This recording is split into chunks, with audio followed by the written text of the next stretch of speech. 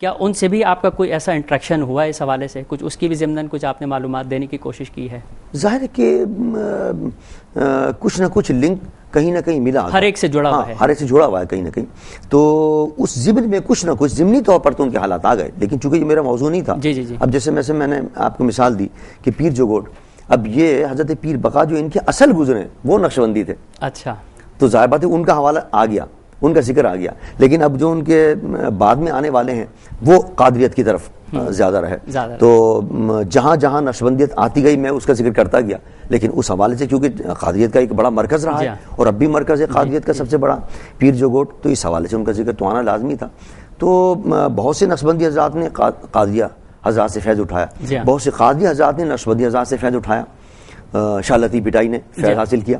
اب شاہ لطیف بٹائی کا نام ہے سندھ کے اندر، لیکن ایک نقشبندی کا عظیم کامل بزرگ حضرت محمد زما لوہاری شریف والوں سے آئے تھے فیض اٹھانے کے لیے، وہ تو ان کا ذکر آ گیا. تو اس انداز سے مختلف ذکر تو آئے کہیں نہ کہیں ضمن اس میں آ گیا. کتنا عرصہ لگا آپ کو اس پوری کتاب کو اس تحقیق کے مقالے؟ یہ سمجھ لیں آپ کہ 79 کے اندر مجھے ایم فل کرنے کی اس موضوع پر اجازت ملی سندھ یونیورسٹی سے، اور جب میں نے تھوڑا سا مقالہ لکھ کے ایم فل کا ان کو دیا اور میں نے کہا یہ تو تھوڑا سا ہے، جبکہ اس پر تو ابھی ہزاروں صفحات لکھے جا سکتے ہیں اور اتنے اولیاء بھی رہتے ہیں.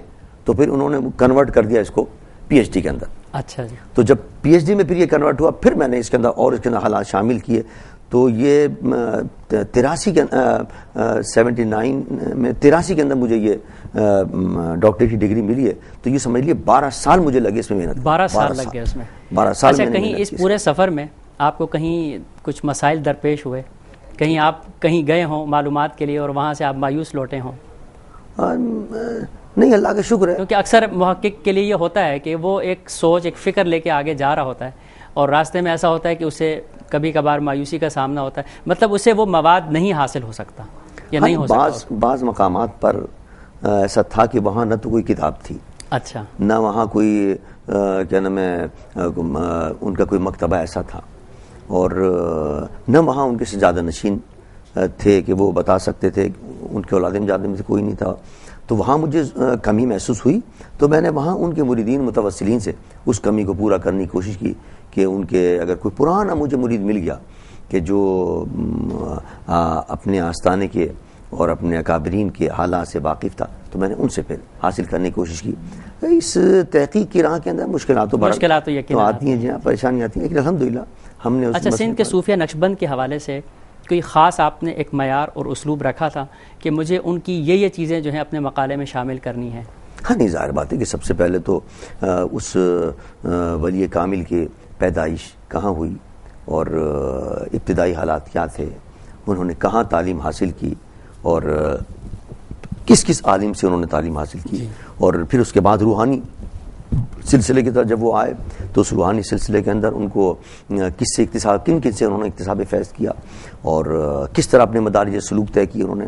پھر طے کرنے کے بعد خلافت کہاں سے ملی ان کو، خلافت ملنے کے بعد پھر انہوں نے سلسلہ اپنا شروع کیا. تو کہاں کہاں ان کے مریدین ہیں، کہاں کہاں انہوں نے فیض پہنچایا، کس کس انداز سے انہوں نے فیض پہنچایا، کتابیں کیا کیا لکھی انہوں نے. پھر میں نے اس کے اندر یہ بھی دیکھا کہ وہ اگر شاعر تھے تو ان کے اشعار میں نے نقل کر دیے، صوفیانہ اشعار نقل کر دیے ان کے. میں نے کوئی کتابیں عربی کی تھیں تو اس کے حوالے نقل کیے، اس کی باتیں نقل کر دی. یعنی یہ میری کتاب جو ہے وہ عربی ثقافت کے لحاظ سے، سندھ کی ثقافت کے لحاظ سے، کوئی اگر شخص کام کرنے والا ہو ادب پر تو اس کے لحاظ سے، یعنی مختلف بڑا خزانہ، یہ خزانہ کہ ہر طرح. میں اس حوالے سے مزید آپ سے جاننا چاہوں گا. ناظرین، وقت تو ہے ایک مختصر سے وقفے کا، امید ہے کہ آپ ہمارے ساتھ رہیں گے. خوش آمدید ناظرین. وقفے پر جانے سے قبل صوفیہ نقشبند کے حوالے سے ڈاکٹر صاحب جس طرح خوبصورت انداز سے بیان فرما رہے تھے، ان کی علمی خدمات کو کس طرح سے آپ نے یکجا کیا اور وہ کون سے اصول اور اسلوب متعین کیے جن کی بنیاد پر آپ نے یہ پورا مقالہ تحریر کیا. جی ڈاکٹر صاحب، آپ فرما رہے تھے کہ مختلف جو آپ نے کتابیں حاصل کیں مختلف زبانوں میں بھی تھیں. وہ جی مختلف زبانوں میں بھی تھیں. تو ان سے پھر میں نے ایک یہ بھی طریقہ اختیار کیا کہ جو وہاں کے سجادہ نشین سے ان سے میں نے ان کی زبانی معلومات تھی، ان کی آباء و اجداد کی. اور وہاں اگر کوئی سجادہ نشین مجھے نہیں مل سکا تو میں نے کیا نام ہے پھر ان کے جو پرانے کوئی خلیفہ وغیرہ تھے کہ پتہ چلا کہ وہاں ہوں تو وہ ان سے حاصل کیا. کہ کسی پتہ چلا کسی اور شہر میں تو کسی اور شہر میں مجھے جانا پڑا، وہاں ان سے پھر معلوم حاصل کی. پھر جو سندھ کے سرکاری کتب خانے ہیں، سندھ ٹیکسٹ بک بورڈ ہے، سندھی ادبی بورڈ ہے، اس کے اندر تاریخ سندھ کی بڑی قلمی کتابیں موجود ہیں۔ تو اس میں آپ کو سندھی زبان میں یا دیگر زبانوں میں؟ دونوں زبانوں میں ملی، فارسی زبان میں ہے، جو پرانی کتابیں تو ساری فارسی ملیں گی آپ کو۔ تو قدیم حوالہ جات کے لیے تو آپ کو فارسی، عربی اور سندھی زبان میں زیادہ چیزیں؟ 3 زبانوں پہ سے مجھے کام چلانا پڑا، کیونکہ اکثر کتابیں 3 زبانوں کے اندر۔ اب تمہارے سلاسل علی شیر خانے کی، علی شیر خانے سندھ کا سب سے مشہور اور پرانا تاریخ داں گزرا ہے، جس نے تاریخ پہ لکھا ہے سندھ کے، اسی کتابیں اکثر جو ہیں وہ فارسی زبان کے اندر ہے۔ اس نے بڑے بڑے اس زمانے کے بادشاہوں کے اور کیا نام اولیاء کے، صوفیاء کے انساب لکھے، نسب لکھے، ہاں نسب لکھے اس نے۔ وہ قلمی کتاب سندھ ٹیکسٹ بک بورڈ کے اندر موجود ہے۔ تو میں نے ان جہاں جہاں مجھے سندھ کے اولیاء کرام کے جو نسب ملے اس کی پھر میں نے تصدیق اس سے کی، اور جہاں نہیں ملے تو میں نے ان سے وہاں سے نسب حاصل کیا ان کے۔ تو اللہ کا شکر ہے کہ تمام تحقیقات کرنے کے بعد پھر میں نے اس کے اندر بڑی تحقیقی مواد اس کے اندر۔ اچھا، ماشاءاللہ حوالہ جات کے اعتبار سے بھی میں نے بہت ساری چیزیں دیکھی ہیں جو آپ نے ایک اصول اور اسلوب، بالخصوص حوالہ جات، تحقیقی حوالہ جات کی کتاب یا مقالہ لکھنے کے حوالے سے جو چیزیں سامنے ظاہر ہونی چاہیے وہ آپ نے اس کا بالکل پوری طرح سے حق ادا کیا۔ ہمارے ناظرین کے لیے آپ یہ فرمانا چاہیں گے، اور بالخصوص ان ناظرین کے لیے کہ جو اس وقت تحقیقی میدان میں کام کر رہے ہیں، وہ ہمارے طالب علم، حوالہ جات کا معیار کیا ہونا چاہیے، یعنی اس کے انتخاب کا، اس کے اجرا کا؟ اصل میں اس تحقیقی کام کے لیے آج کل تو ماشاءاللہ ایک باقاعدہ پڑھایا جا رہا ہے، پی ایچ ڈی کے اندر، ایم فل کے اندر، جہاں باقاعدہ کورس کیا جا رہا ہے کہ کس طرح تحقیق کی جاتی ہے، اس کا کیا طریقہ کار ہوتا ہے۔ اور ظاہر تحقیق کے لیے ان تمام چیزوں کو دیکھنا ہوتا ہے کہ آپ کہاں کہاں سے کتابیں حاصل کر رہے ہیں، اور ان کتابوں کا کیا معیار ہے۔ کہیں وہ رتب و یابس تو نہیں ہے، کہیں ایسی لغویات تو اس کے اندر شامل نہیں کر دی گئی ہیں، اس کے اندر لکھنے والا کون سا ہے اس کتاب کا، لکھنے والے کا کیا معیار ہے، سیکنڈری اور پرائمری سورسز کا بھی خیال رکھا جائے گا۔ تو وہ تمام چیزوں کا خیال رکھ کر اور پھر تحقیق کرنی پڑتی ہے کہ اگر آپ نے کسی شخص سے حاصل کیا تو اس شخصیت کو بھی دیکھنا پڑے گا۔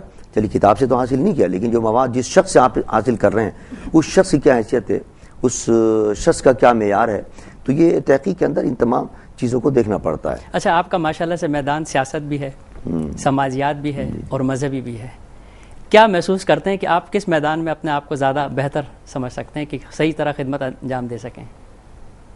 اب یہ تو قوم فیصلہ کرے گی کہ میں نے الحمدللہ اللہ کا شکر ہے تمامی میدانوں میں کیونکہ ایک انسان میں اگر اتنی زیادہ خوبیاں موجود ہوں تو وہ عموماً دیکھا تو یہ جاتا ہے کہ وہ کسی ایک ہی میدان کا ماہر ہوتا ہے، لیکن آپ میں ماشاءاللہ سے یہ تینوں خوبیاں جو ہیں موجود ہیں۔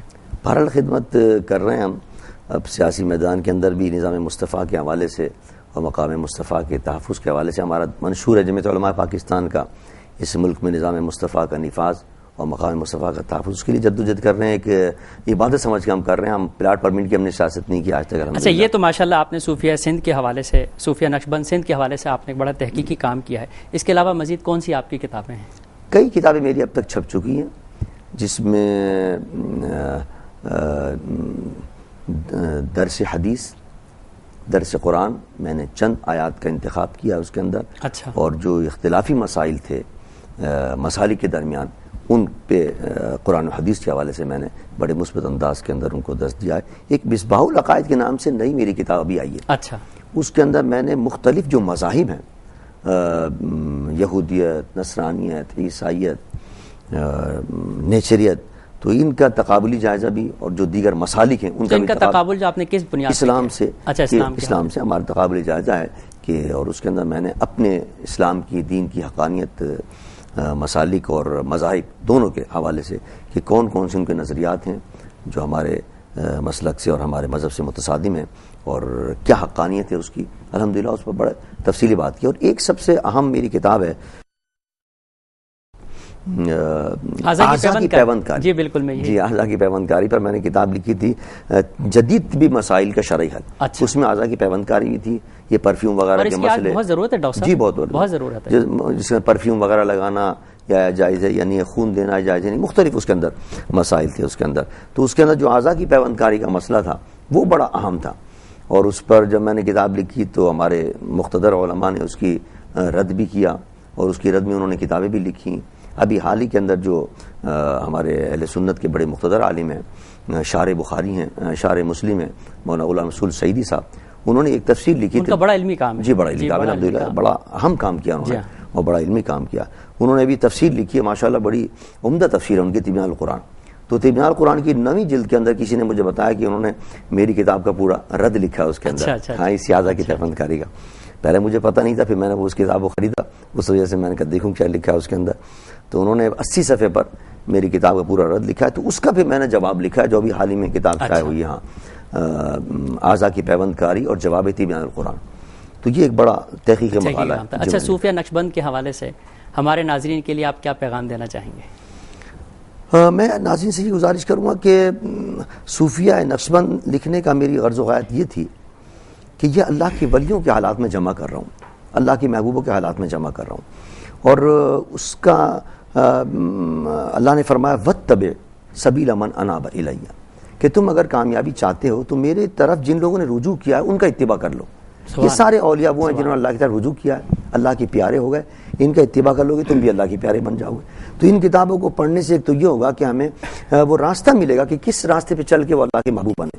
تو ہم بھی اگر وہ طریقہ اختیار کر لیں تو ہم بھی اللہ کے محبوب بن جائیں گے. پھر یہ ہے کہ حضور کی حدیث مبارک، حضور فرماتے ہیں عند ذکر الصالحین تتنزل الرحمہ، کہ جب اللہ کے محبوب کا ذکر ہوتا ہے جہاں جس جگہ پر، وہاں بھی اللہ کی رحمتیں نازل ہوتی ہیں. تو جب آپ اس کتاب کو پڑھیں گے، اس میں سارے اللہ کے محبوبوں کا ذکر ہے، اللہ کے پیاروں کا ذکر ہے، تو انشاءاللہ اللہ کی رحمتوں کے اندر ہم ڈوبے رہیں گے جب تک پڑھتے رہیں گے انشاءاللہ. بہت شکریہ آپ کا ڈاکٹر صاحب، آپ نے ہمیں بڑا قیمتی وقت دیا. ناظرین کرام، اتنی علمی گفتگو کے بعد گنجائش تو نہیں رہتی کہ مزید آپ سے کچھ بات کر سکوں. البتہ اتنا ضرور میں کہوں گا کہ ایک بات جس کا میں ذکر کرنا ضروری سمجھتا ہوں کہ صوفیہ کرام اور بزرگان دین کی جو خدمات ہیں وہ ہمارے لیے چراغ کی حیثیت رکھتی ہیں، اور چراغ کی یہ روشنی ہمیں اس راہ پر گامزن کرتی نظر آتی ہیں کہ جس کا سرا روشن آفتاب و مہتاب سے جا ملتا ہے، اس روشن آفتاب و مہتاب سے جا ملتا ہے کہ جو ہمارے لیے باعث رحمت بلکہ سراپا رحمت ہیں، یعنی کہ کتاب اللہ اور سنت رسول صلی اللہ علیہ وآلہ وسلم سے. نئی کتاب اور نئے مصنف کے ساتھ انشاءاللہ پھر حاضر خدمت ہوں گا. تب تک کے لیے عامر تحسین کو اجازت دیجیے. فی امان اللہ.